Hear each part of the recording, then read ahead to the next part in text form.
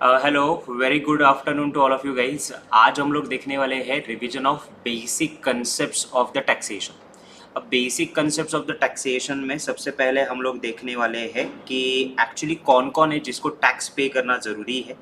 तो उसमें उन्होंने पर्सन अंडर सेक्शन 231 के अंदर डिफाइन किया हुआ है, जिस पर्सन में इंडिविजुअल भी आता है, एचयूएफ भी आता है, कंपनी आती है, पार्टनरशिप फर्म आती है, उसके अलावा एफिलेटेड जो यूनिवर्सिटीज़ है एजुकेशनल वो भी आती है, एसोसिएशन ऑफ पर्सन आता है, बॉडी ऑफ इंडिविजुअल आता है which is a group of individual people and local authority.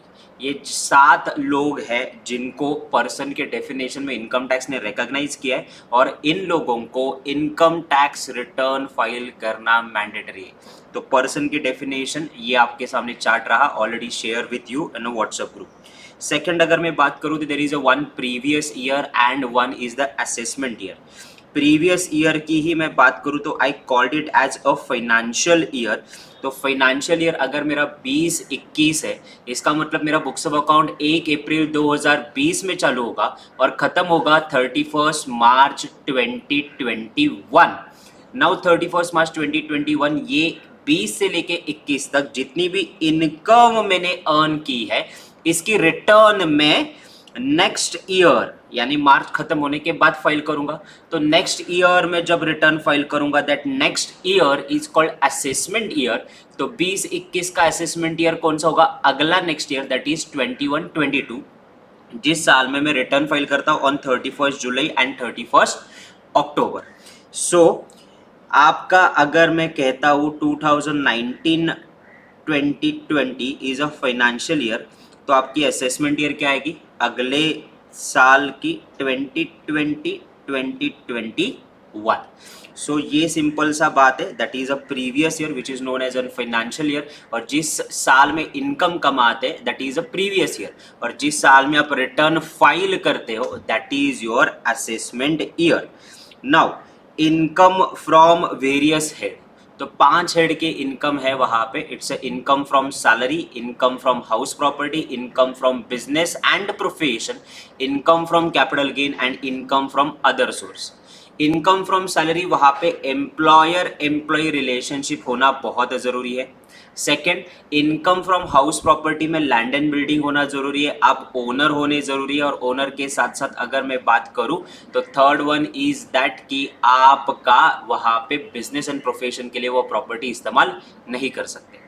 Business and profession में कोई भी चीज़ अगर आप रेगुलरली बाय एंड सेल कर रहे हो with intention to earn a profit, you are a professional person like C A में, तो इनकम फ्रॉम पीजीबीपी में आता है। आपने कोई एसेट अगर बेचा और उससे आपको कोई फायदा हुआ है तो वो कैपिटल गेन में आता है। जो सैलरी में नहीं आता है, जो हाउस प्रॉपर्टी में नहीं आता है, जो बिजनेस में नहीं आता है, जो कैपिटल गेन में नहीं आता है, वो इनकम फ्रॉम अदर सोर्स में आता है। अब आपके टैक्सेशन की रेट की अगर मैं बात करूं तो आपके टैक्सेशन के जो रेट है वो टैक्सेशन का रेट क्या है? तो टैक्सेशन के रेट अप टू 2,50,000 वहाँ कोई टैक्स नहीं है। दूसरा, 2,50,000 से लेके 5 लाख तक आपका टैक्स रेट है 5%। देन अगर मैं तीसरी बात करूं तो 5 लाख से 10 लाख तक आपकी टैक्सेशन की रेट बन जाती है 20%। और 10 लाख के अबाव आपका जितना भी इनकम है उस पर टैक्स रेट लगेगा 30%। These are the slab rate for individual and HUF. अब इसमें हम लोग क्या करते हैं, तो ये तो नॉर्मल टैक्स रेट है, इसमें हम लोग 4% का क्या निकालते हैं? तो 4% का हम लोग हेल्थ एजुकेशन सेज इसमें क्या करते हैं, टोटालिटी में ऐड करते हैं पूरे टैक्स पे। अब इंडिविजुअल एंड एचयूएफ की अगर मैं बात करूं तो इंडिविजुअल एंड एचयूएफ अगर 60 इयर्स का है यानी सीनियर सिटीजन है तो 2.5 लाख की जगह वहां पे 3 लाख रुपीज की लिमिट दिए। सीनियर सिटीजन है तो दैट्स वाई उनको 3 लाख तक कोई टैक्स नहीं लगेगा। और अगर सुपर सीनियर सिटीजन है 80 एंड 80 एंड अबव तो उनको 5 लाख तक कोई टैक्स नहीं दिया गया है। सो ये limit individual HUF male female सबके लिए है। एज क्राइटेरिया देखना जरूरी है। 2.5 लाख की जगह 60 एंड 60 अबव है तो 3 लाख, 80 एंड 80 अबव है तो 5 लाख के आसपास आपका चला जाएगा। ओके, नेक्स्ट अगर मैं बात करूं तो वहां पे आपको अंडर सेक्शन 87A रीबेट दिया हुआ है। रीबेट का मतलब क्या? टैक्स में आपको कंसेशन दिया गया है। अब वो जो आपको टैक्स में कंसेशन दिया गया है, वो टैक्स का कंसेशन किसको किसको एलिजिबल है, कितने अमाउंट का है, तो इसके लिए कुछ कंडीशन है। कंडीशन नंबर 1 अगर मैं बात करूं तो एसएसी इंडिविजुअल होना चाहिए। इंडिविजुअल एसएसी है तो ही आपको ये इसका बेनिफिट अंडर सेक्शन 87A का मिलेगा। यानी इसका मतलब अगर आप एचयूएफ भी है तो भी नहीं मिलेगा। आप फॉर्म हो, एलएलपी हो, एसोसिएशन हो, बॉडी ऑफ इंडिविजुअल हो, आर्टिफिशियल या लोकल अथॉरिटी हो तो उसका बेनिफिट नहीं मिलेगा। This is exclusively for individual. अब इंडिविजुअल के साथ साथ उन्होंने क्या बोला है? He should be resident. और रेसिडेंट का डेफिनेशन कल ही हम लोगों ने देखा, 182 डेज और मोर इन इंडिया, और second condition 365 days in last 4 year and 60 days और मोर इन लास्ट फाइनेंशियल ईयर। अगर ये कंडीशन दोनों में से एक भी फुलफिल हो जाता है, यू आर अ रेसिडेंट। तो वो इंडिविजुअल होना चाहिए, रेसिडेंट होना चाहिए, और आपकी जो इनकम है not exceed 5 lakh rupees. 5 lakh rupees से ज़्यादा आपकी सारे हेड की इनकम जो है आफ्टर डिडक्शन 80C से लेके 80U तक जितने भी डिडक्शन है वो सारे माइनस करने के बाद 5 लाख के ऊपर आपकी इनकम नहीं होनी चाहिए। अगर ऐसा है तो आपको 12,500 का क्या मिलता है? रीबेट मिलता है। अब सर 12,500 क्योंकि 2.5 लाख से लेके 5 लाख तक 2.5 लाख की इनकम होती है, उस पर 5%, 12,500 is the tax liability. But वो आपको पे करने की जरूरत नहीं, because you are individual, you are resident और आपकी इनकम 5 या 5 लाख से कम है। दैट्स वाई आपको कोई भी लाइबिलिटी नहीं आएगा। ये सेक्शन काफ़ी इंपॉर्टेंट है, इसको अच्छे से याद रखो। Section 87A। अब सेक्शन 87A के बाद जो छोटी छोटी चीज़ें इंपॉर्टेंटली नोट डाउन हो जानी चाहिए, दैट इज फर्स्ट कि आपका जो टोटल इनकम है वो टोटल इनकम को आपको नियरेस्ट 10 रुपीज़ में राउंडेड ऑफ करना है। यानी 5 या 5 से ज़्यादा है तो आगे में जाना है, 5 या 5 से कम है तो पीछे में जाना है। अगर मेरी एक इनकम है 1,01,788 तो मैं आगे चला जाऊंगा और मैं बोलूँगा 1,01,790। अगर मेरी इनकम 1,01,722 है तो मैं कहूँगा 1,01,720। तो मेरी इनकम को नियरेस्ट 10 में राउंडेड ऑफ करना है, और इनकम के साथ आपकी जो टैक्स लायबिलिटी आती है उस टैक्स लायबिलिटी को भी आपको क्या करना है? नियरेस्ट 10 में राउंडेड ऑफ करना है। नाउ उसके अलावा अगर मैं बात करूं तो आपके जो कंपनीज है उनके स्लैब रेट्स क्या है और उनका सिनारियो क्या है।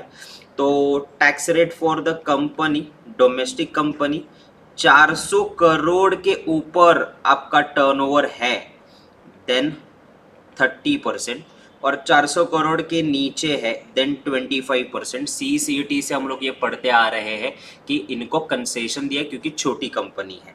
देन फॉरेन कंपनी अगर मैं बात करूं तो फॉरेन कंपनी को टैक्स रेट लगता है उनके नेट प्रॉफिट के 40%।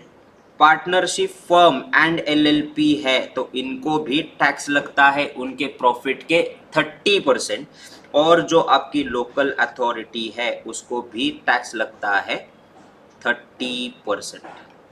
ओके, कोऑपरेटिव सोसाइटी जो है, इसमें कोऑपरेटिव सोसाइटी में आपको स्लैब दिया गया है। कोऑपरेटिव सोसाइटी के में अगर बात करूं तो फर्स्ट 10,000 पे आपको 10% देना है, नेक्स्ट 10,000 पे आपको 20% देना है, और बैलेंस अमाउंट उसके लिए आपको 30% टैक्स देना है। ओके, तो ये कोऑपरेटिव के लिए स्लैब है, बाकी सबके लिए स्टैंडर्ड है। सबके लिए 30% है, सिर्फ 2 जगह पे वेरिएशन है। फॉरेन कंपनी तो 40%, और फॉरेन कंपनी के अलावा अगर हम लोग बात करें कि डोमेस्टिक कंपनी है जिसका टर्नओवर 400 करोड़ के नीचे है तो उनके लिए 25% है। अब इसमें बात करेंगे टैक्सेशन रेट के बाद सरचार्ज की कि यार किसको कितना सरचार्ज लगता है। तो डोमेस्टिक कंपनी है या फॉरेन कंपनी है, इस पे डिपेंड करता है आपका सरचार्ज। अब डोमेस्टिक कंपनी है तो 1 करोड़ तक दोनों में कोई भी सरचार्ज नहीं है। 1 करोड़ के ऊपर अगर आप चले गए 1 करोड़ से 10 करोड़ तक, तो डोमेस्टिक कंपनी को 7% और फॉरेन कंपनी को 2% की सरचार्ज लगती है। 10 करोड़ के ऊपर है तो in that situation domestic company को 12% एंड फॉरेन कंपनी को 5% की सरचार्ज लगती है। This is for company. 1 crore तक कोई नहीं, 1 करोड़ के ऊपर अगर गए तो 7 एंड 12, 2 एंड 5 ये आपके सरचार्ज है स्लैब के हिसाब से। सर व्हाट अबाउट सरचार्ज अगर कोई इंडिविजुअल इंसान है या फिर फर्म है, लोकल अथॉरिटी है? तो लोकल अथॉरिटी यानी मैं डायरेक्टली बात करता हूँ, फर्म अगर है, एलएलपी है, एसोसिएशन ऑफ पर्सन है, तो इनको 1 करोड़ तक कोई सरचार्ज नहीं है। 1 करोड़ के ऊपर गया तो इनको भी 12% की सरचार्ज है। ओके, नाउ इसी चैप्टर में एक और चीज जो हम लोग बात करेंगे that is nothing but what, marginal relief.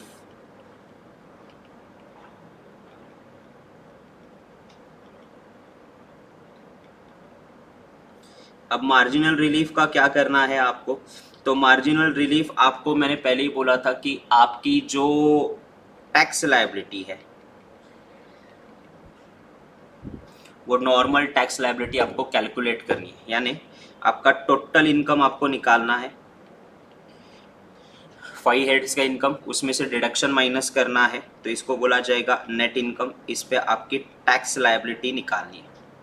अब आपकी इनकम 1 करोड़ से ज़्यादा आ रही है तो आपको यहाँ पे लग रहा है सरचार्ज, बराबर। तो आपको जो सरचार्ज लग के आपकी जो टोटल लायबिलिटी आ रही है वो टोटल लायबिलिटी आपको क्या करनी है, लिखनी है। इसमें से आपको क्या मिलेगा, मार्जिनल रिलीफ मिलेगा। अब how to calculate marginal relief?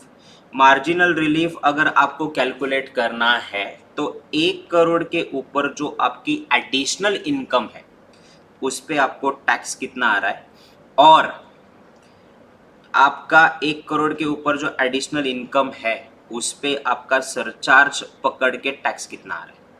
अगर आपकी इनकम से ज़्यादा आपका टैक्सेशन है तो जितनी आपकी इनकम है उस इनकम को हम लोग क्या करेंगे, मार्जिनल रिलीफ कहेंगे।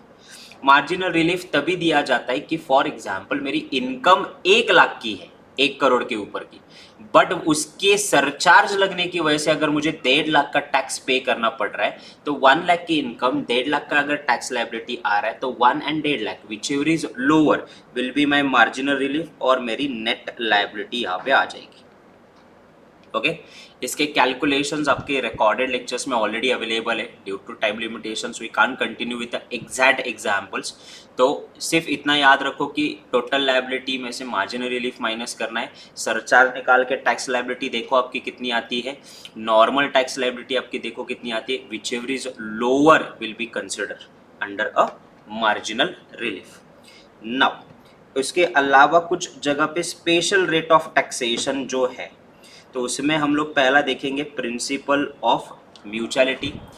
खुद ही से इनकम नहीं कमा सकते हो, that is called principal of mutuality. मैं खुद को ही सैलरी दे रहा, खुद को ही इंटरेस्ट दे रहा, it is not consider as a income. Now profit and gain from insurance business of mutual company by cooperative society. Cooperative society ये मेंबर्स की है, उनको इंश्योरेंस बेच के अगर मैं प्रॉफिट कमा रहा हूँ तो this is exception to the principle of mutuality. This is important to understand it very well. Income from trade profession similar to the perform by its member. Member ने ही कुछ ट्रेड एंड प्रोफेशन से पैसे कमाए, जैसे कि मैं किसी क्लब का मेंबर हूँ, मैं वही का चार्टर्ड अकाउंटेंट हूँ, मुझे इनकम मिला है, that is exception principal of mutuality. Profit and gain from banking carried out by cooperative society. Member से ही डिपॉजिट एक्सेप्ट करते हैं, मेंबर को ही लोन्स एंड एडवांसेस देती है कोऑपरेटिव सोसाइटी, तो वो अपने मेंबर के बीच में से इनकम कमा सकती है। The answer is yes.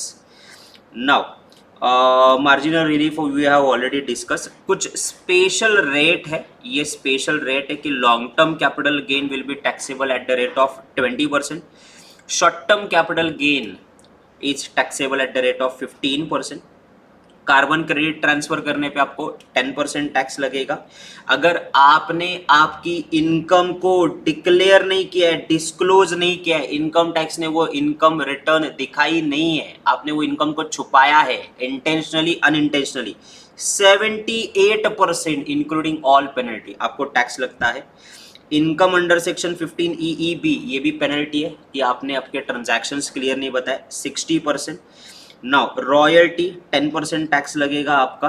And long term capital gain exceed 1 lakh, तो long term capital gain exceed 1 lakh, तो 1 लाख तक long term capital gain exempt है, उसके ऊपर चला जाता है तो आपको 10% देना है। सर यहाँ पे भी तो लॉन्ग टर्म है, वो लॉन्ग टर्म स्पेशल केस वाला है जहाँ पे आप 10-20% विदाउट इंडेक्सेशन, हम लोगों ने कैपिटल गेन में देखा था विद इंडेक्सेशन विदाउट इंडेक्सेशन, तो विदाउट इंडेक्सेशन अगर आप क्लेम करें तो 20%, with indexation then 10% long term के लिए। शॉर्ट टर्म 15, डिस्क्लोज इनकम नहीं किया 78%, आपका इनकम फ्रॉम अदर सोर्स में विनिंग फ्रॉम लॉटरी वगैरह है 30%, ये सारी चीज़ें हैं। सो बेसिक कंसेप्ट आपको स्लैब के अलावा कौन पर्सन है, एंड स्पेशली मैं कहूँगा अगर चैप्टर नंबर 1 की अगर प्रैक्टिस कर रहे हो तो ज़्यादातर मार्जिनल रिलीफ के MCQ ज़्यादा करो, उसकी प्रैक्टिस ज़्यादा करो। अगर उसमें किसी भी MCQ में अगर डाउट है तो मुझे बता देना। आपके एप्लीकेशन पे ऑलरेडी सेशंस अवेलेबल है, तो एक बार देख लेना कैसे कैलकुलेट किया है, क्या किया है। फिर भी अगर नहीं समझा तो I am available there for you, work for your success, always there for you. Okay, see you in to the next revision, bye bye.